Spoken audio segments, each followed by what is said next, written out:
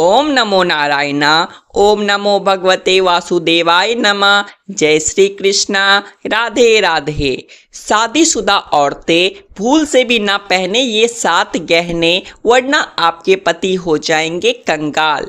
दोस्तों, आज के इस वीडियो में हम आपको बताएंगे कि महिलाओं को, खास तौर से शादीशुदा महिलाओं को, ये 5 गहने कभी भी नहीं पहनने चाहिए, वरना इससे आपके पति को कष्ट उठाने पड़ते हैं। यहाँ तक कि पति की मृत्यु भी हो सकती है। साथ ही हम आपको बताएंगे कि वो कौन सी गलती महिलाएं आमतौर पर करती है जिसके कारण पति की बर्बादी तय है। तो पूरी जानकारी के लिए वीडियो को अंत तक जरूर देखिएगा।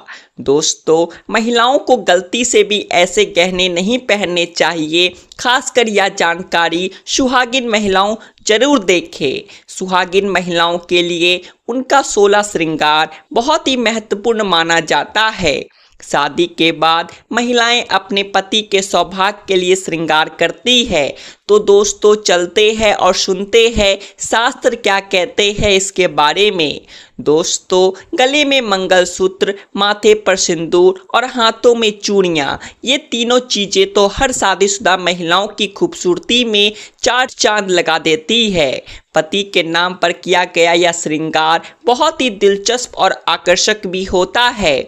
वहीं ज्योतिष शास्त्र के अनुसार महिलाओं के श्रृंगार की कुछ चीज़ों का गलत चुनाव उनके पति के लिए दुर्भाग्य का कारण बनती है। दरअसल महिलाएं जितने भी गहने पहनती है, फिर वो चाहे कानों के कुंडल हो, पैरों की बिछिया, पायल या मंगलसूत्र हो, चूड़ियां हो, आपको ये गलतियां कभी भी नहीं करनी चाहिए। आज के इस वीडियो में हम सभी गहनों के बारे में बात करेंगे। चलिए सबसे पहले बात करते हैं कानों में पहने जाने वाले गहने, जैसे कि ईयर रिंग्स, झुमके, कुंडल। दोस्तों, कानों में ऐसे कुंडल पहनने पर आपके ऊपर कष्ट आ सकते हैं। आपके पति पर कोई भारी विपदा आ सकती है। दोस्तों, सबसे पहले तो आपको बता दें, कान छेदन संस्कार के नियम हमारे शास्त्र कहते हैं कि यह संस्कार 6 से लेकर 18 महीने तक के बच्चों के हो जाना चाहिए। अगर ऐसा नहीं हो पा रहा है तो अब आपकी आयु किसी विषम संख्या में हो, जैसे 3 साल, 5 साल, 7 साल, 9 साल, 11 साल, इसी तरह से आगे बढ़ती हुई इन्हीं वर्षों में हो जाना चाहिए। ध्यान रखने वाली बात यह है, ये संस्कार अगर लड़कों का हो रहा है तो पहले दाहिने कान का छेदन होना चाहिए। बालिकाओं में यह कर्म उल्टा हो जाता है, उनका पहले बाएं कान का छेदन होना चाहिए, फिर दाहिना। बालिकाओं में एक और चीज होती है, उनकी नाक, उसे भी छेदा जाता है और वह भी बायां। यहाँ पर सबसे खास बात यह है, शास्त्रों में स्पष्ट बताया गया है कि लड़कियों की नाक के बाएं ओर के हिस्से को छेदना चाहिए। दाईं तरफ नाक कभी भी नहीं छेदनी चाहिए, इससे दोष लगता है। दोस्तों, कानों में कुंडल पहनने से महिलाओं तथा बालिकाओं को स्वास्थ्य रोग, सिर दर्द की समस्याओं से छुटकारा मिलता है। ज़्यादातर यह देखा गया है कि जिन महिलाओं तथा बालिकाओं के कान में छेद होता है तो वह इन रोगों से बची रहती है। साथ ही साथ इनके सोचने की शक्ति और याददाश्त और बढ़ जाती है। दोस्तों, शास्त्रों के अनुसार कान में ऐसा कुंडल किसी भी महिला को नहीं पहनना चाहिए। लगता है सबसे बड़ा पाप और लगती है ये घातक बीमारी। आजकल देखा जाता है कि ज़्यादातर माताएं बहनें नकली धातुओं से बने आभूषण को धारण करती है, जिससे उन्हें तमाम तरह की परेशानियों का सामना करना पड़ता है। आपको सलाह दी जाती है कि इन चीज़ों से हमेशा बचें और लंबे समय तक इन धातुओं को कभी भी ना पहने। आप कानों में कुंडल अगर पहनती है तो सोने तथा चांदी की धातु का ही प्रयोग करें। अगर आप कानों में किसी और धातु का कुंडल पहनने के लिए प्रयोग करती है तो इससे आपकी सभी ग्रह बिगड़ सकते हैं। आपके ऊपर दोष लग सकते हैं। यहाँ तक कि आपके पति पर सबसे बुरा असर पड़ता है। किसी और धातु को कान में डालने से कैंसर जैसी घातक बीमारी भी हो सकती है, इसीलिए सावधान रहे। दोस्तों, अगर आप कान में सोने या चांदी के कुंडल नहीं डाल सकते तो ऐसे में आप अपने कानों में नीम की डंडियां डाल सकते हैं। आपने अपने घर में बड़े बुजुर्गों को, नानी दादी को कहते भी सुना होगा कि कभी भी खाली कान नहीं रहना चाहिए। कान में अगर आप कुछ ना डालना चाहे तो नीम की डंडियां जरूर डालकर रखें। दोस्तों, शादीशुदा महिलाएं सावधान रहे, नहीं तो आपके घर में अनर्थ हो जाएगा। शास्त्रों के अनुसार व्यक्ति पर सबसे भारी दोष तब लगते हैं जब वो किसी पराये व्यक्ति की चीज़ का इस्तेमाल करे। इसीलिए सुहागिन महिलाएं कभी भी किसी और के कुंडल अपने कानों में ना डालें, अन्यथा आपका वैवाहिक जीवन खराब हो सकता है, उसका दोष आपके ऊपर आ सकता है।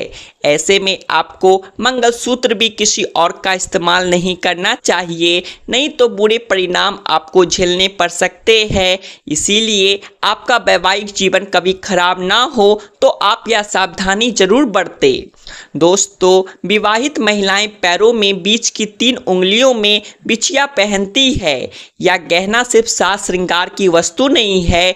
बिछिया शास्त्रीय दृष्टिकोण से जितना जरूरी है उतना ही वैज्ञानिक दृष्टिकोण से भी अच्छा है, क्योंकि यह साइंटिफिकली प्रूवन है कि दोनों पैरों में बिछिया पहनने से महिलाओं का हार्मोनल सिस्टम सही रूप से कार्य करता है। बिछिया पहनने से थायराइड की संभावना कम हो जाती है। गर्भाशय में समुचित रक्त संचार प्रभावित करती है। दोस्तों, आजकल के बदलते फैशन के चक्कर में लोग इन सब चीज़ों को पहनने से शर्माते हैं, लेकिन आपको तो प्राउड से पहननी चाहिए। कोई अगर आपको टोके तो उसे प्राउड से बताइए कि कितने इसके फायदे हैं साइंटिफिकली। और साथ ही दोस्तों, शास्त्रों की अगर बात करें तो बिछिया पहनना बहुत ही ज़्यादा ज़रूरी है, वरना इसका असर आपके पति की आयु पर पड़ता है। इसीलिए यह गलती आप ना करें।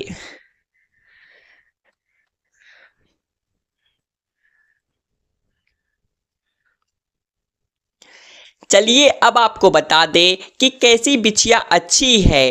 तो दोस्तों, पैरों में हमेशा चांदी चलिए अब आपको बता दें कि कैसी बिछिया अच्छी है।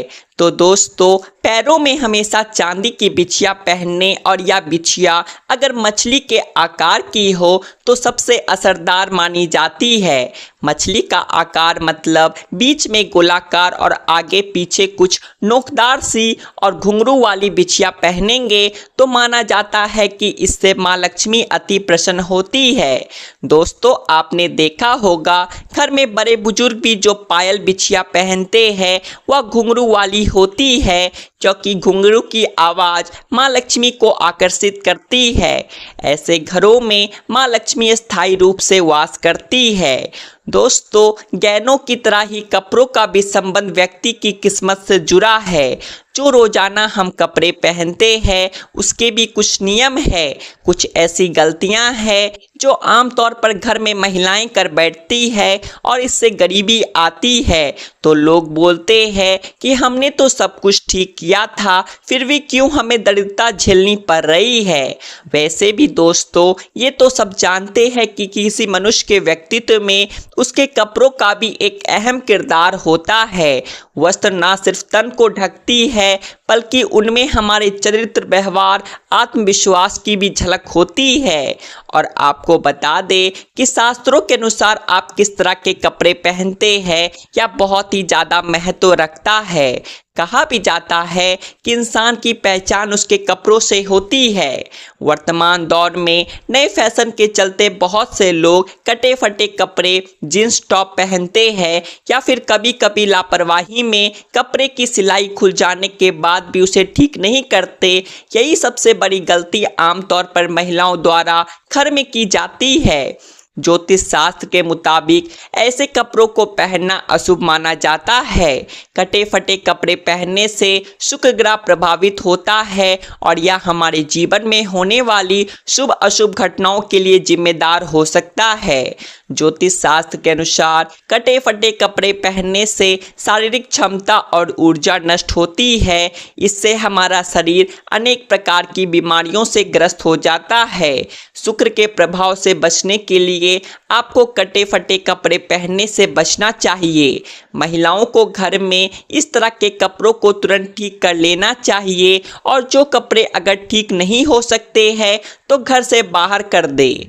परिवार के सदस्यों को इस तरह के कपड़े ना पहनने दे। कटे फटे कपड़ों को पहनने से दरिद्रता आती है, इसीलिए भूल कर भी यह गलती अपने घर में ना होने दे। इस प्रकार के कपड़ों का इस्तेमाल नहीं करना चाहिए। दोस्तों ध्यान दें, शनिवार के दिन कभी भी नए कपड़े ना पहने। नए कपड़े को केवल बुधवार, बृहस्पतिवार और शुक्रवार के दिन ही पहनना चाहिए। रात्रि के समय नए कपड़ों को बाहर नहीं छोड़ना चाहिए। इनमें नकारात्मक ऊर्जा प्रवेश कर सकती है जो कि कपड़े पहनते समय हमारे ऊपर प्रभाव डालती है। तो दोस्तों ये थी शास्त्रों के अनुसार कपड़ों और गहनों से जुड़े कुछ खास नियम। आशा करते हैं आपको ये जानकारी अच्छी लगी होगी, तो वीडियो को एक लाइक करें और ऐसी ही और जानकारियाँ जानने के लिए आपके अपने चैनल आध्यात्मिक संसार को सब्सक्राइब भी कर ले। हम फिर मिलेंगे आपसे ऐसी ही एक नई जानकारी के साथ। तब तक के लिए राधे राधे, जय श्री कृष्ण, जय श्री राधे कृष्ण। चलिए अब आपको बता दें कि कैसी बिछिया अच्छी है।